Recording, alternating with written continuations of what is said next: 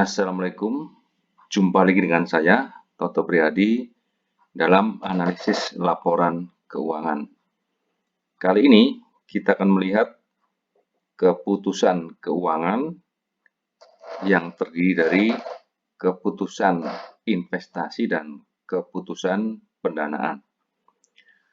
Kita lihat di sini ada dua panel. Panel kanan adalah panel yang berisi komposisi utang dan ekuitas. Sementara panel sebelah kiri berisi komposisi aset. Kita akan melihat pada sisi kanan dulu. Pada bagian ini, kita akan melihat bagaimana komposisi utang dan ekuitas itu dibentuk. Jadi pertama kali perusahaan akan mempunyai ekuitas 100%. Seiring dengan waktu, kemudian perusahaan akan meminjam misalnya adalah 10%, sehingga ekuitasnya tinggal 90%. Kita lihat di sini ada indikator rating. Saat ini masih AAA.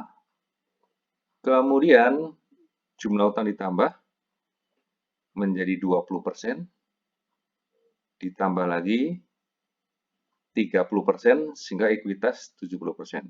Kita lihat ratingnya sudah mulai turun menjadi AA dari AAA. Kita tambah lagi utangnya menjadi 40%, ekuitas 60%, rating semakin turun di sini. Nah, kemudian kita tambah terus sampai akhirnya di sini 50%. Indikator yang dipasang misalnya di sini debt to equity adalah 3 kali, maka kalau kita lihat di sini rasio keuangan debt to equity masih 1 kali, sehingga kita bisa masih menambah jumlah pinjaman. Kita tambah terus 60% pinjaman, 70%, dan mentok di sini 75%, sehingga indikator debt to equity yang maksimum 3 kali, di sini juga sudah 3 kali. Kemudian, investasi. Sebuah perusahaan akan selalu melakukan investasi. Untuk perusahaan kebanyakan, di mana mereka beroperasi dengan aset tetap, maka investasi yang terbesar biasanya aset tetap, misalnya perusahaan manufaktur. Nah, di sini untuk beroperasi, kemudian aset tetap itu perlu dilengkapi dengan aset yang lain, yaitu aset lancar. Aset lancar itu terdiri dari kas, piutang usaha, dan persediaan. Nah, aset lancar ini biasanya juga punya pendamping namanya utang lancar. Nah, utang lancar ini dan aset lancar ini akan bisa dihitung yang namanya current ratio.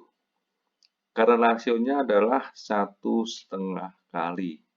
Kalau kita lihat di sini, aset lancarnya 30%, sementara di sini liabilitasnya 20%, sehingga current ratio-nya 1,5 kali.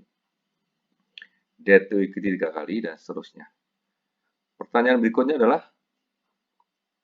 kapan sebuah perusahaan itu harus melakukan pinjaman? Kalau kita lihat di sini, itu tergantung dari kapasitas meminjam. Yang pertama. Yang kedua adalah kemampuan meminjamnya sendiri. Misalnya di sini, kapasitas itu ditentukan maksimum adalah 3 kali dari ekuitasnya, misalnya 3 kali. Tapi kemampuan dan kemauan untuk meminjamnya berbeda-beda.